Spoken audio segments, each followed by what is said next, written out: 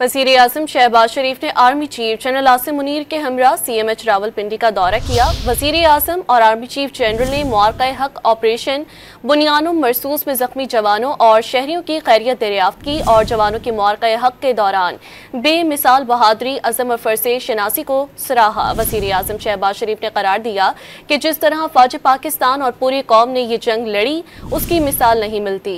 अवाम की साबित कदमी मुल्क की अस्करी तारीख का एक फैसला कुन बाब बन चुकी है।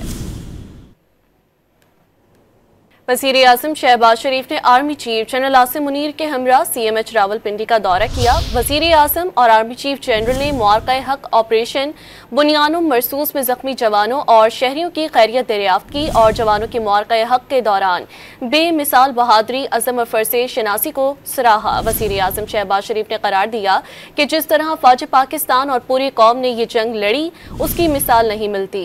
अवाम की साबित कदमी मुल्क की अस्करी तारीख का एक फैसला कुन बाब बन चुकी है।